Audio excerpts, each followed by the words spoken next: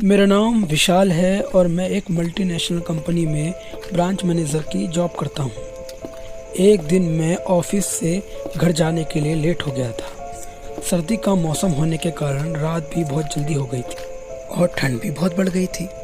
रास्ते में चलते चलते अचानक मुझे एक आवाज़ सुनाई दी, रुक जाओ। उस भयानक आवाज़ को सुनने के बाद मेरे चलते कदम थम से गए और मैंने पीछे मुड़ के देखा तो वहाँ कोई नहीं था सिवा मेरे। चलते चलते अचानक थोड़ी देर बाद मुझे फिर वही आवाज़ मेरे कानों में सुनाई दी, सामने देखो। मैं जैसे ही उस आवाज़ का पीछा कर वहाँ पर पहुँचा तो ज़मीन पर एक चीज़ चमकती हुई दिख रही थी। मैं दौड़ के उस चीज़ के पास गया और देखा तो यह कोई साधारण चीज़ नहीं बल्कि एक चमकता हुआ हीरा था। मैंने उस हीरे को अपने हाथ में लिया। उसकी चमक देखकर जैसे मानो मैं खुशी से पागल हो रहा था। अचानक उस हीरे से एक आवाज़ आई, मुझे बाहर निकालो। और देखते ही देखते डर के मारे वो हीरा मेरे हाथ से नीचे गिर गया। नहीं मेरा हीरा।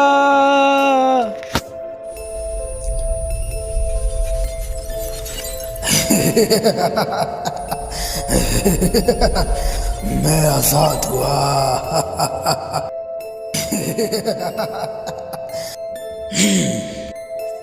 मुझे मारना मत, प्लीज मुझे मारना मत। तुम जो कहोगे मैं वो करूंगा। डरो मत, मैं तुम्हें कोई हानि नहीं पहुंचाऊंगा। मैं तुम्हें बहुत सारे हीरे जवाहरात भी दूंगा। बस तुम मेरी बात ध्यान से सुनो।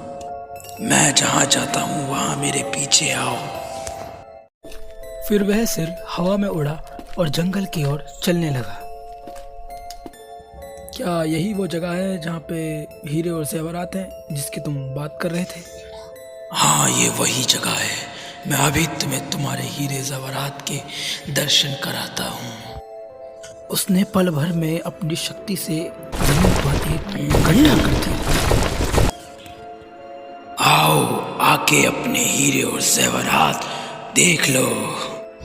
मैं इस खुशी में उस जमीन के पास गया कि मुझे मेरे हीरे जेवरात मिलेंगे, मगर उस जमीन में कोई हीरे जेवरात नहीं बल्कि उस कटे हुए सर का धड़ था।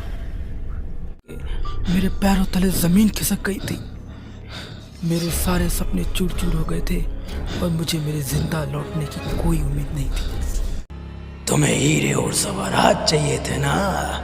बस अब थोड़ा सा काम और करना है। तुम्हें अपना खून देना पड़ेगा। प्लीज मुझे छोड़ दो, प्लीज मुझे छोड़ दो। मुझे कोई हीरे जवाहरात नहीं चाहिए। मुझे छोड़ दो, बस मुझे जिंदा छोड़ दो। मैं वादा करता हूँ मैं कभी तुम्हारे बारे में किसी को कुछ नहीं बताऊँ। नहीं, मुझे तुम्हारा खून चाहिए क्योंकि मुझे अपना शरीर अपने आप से खुद से जोड़ना है और अब तुम यहाँ से कहीं नहीं जा सकते। हंसते हंसते वो चेहरा मुझे मारने आ रहा था। वो मेरे खून के कतरे का प्यासा था। मुझे पता था मैं जिंदा नहीं बचूंगा, इसलिए मैंने अपनी आंखें बंद कर ली। एकदम से सब शांत हो गया था और मुझे कुछ समझ नहीं आ रहा था क्या हो रहा है। आंखें खोली तो देखा वह सर जल रहा है और सामने एक बाबा खड़े। अब तुम सुरक्षित हो बेटे, अब तुम्हें कुछ नहीं होगा।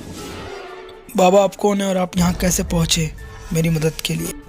जब तुम उस राक्षस के पीछे पीछे जा रहे थे मैंने तुम्हें तभी देख लिया था और मैं तभी समझ गया था कि कुछ बुरा होने वाला है, इसलिए मैं तुम्हारे पीछे पीछे यहाँ तक चला आया और उस राक्षस को आग में जला के ख़त्म कर दिया।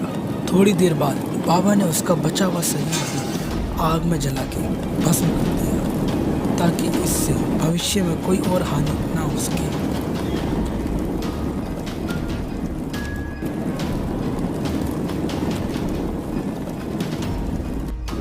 अब तुम निश्चित हो कि अपने घर जा सकते हो।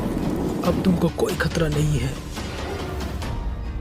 आज भी मैं उस घटना को याद करता हूँ तो मेरी रूह कांप जाती है। वो मेरी खुशकिस्मती थी तो मैं वहाँ से बच गया।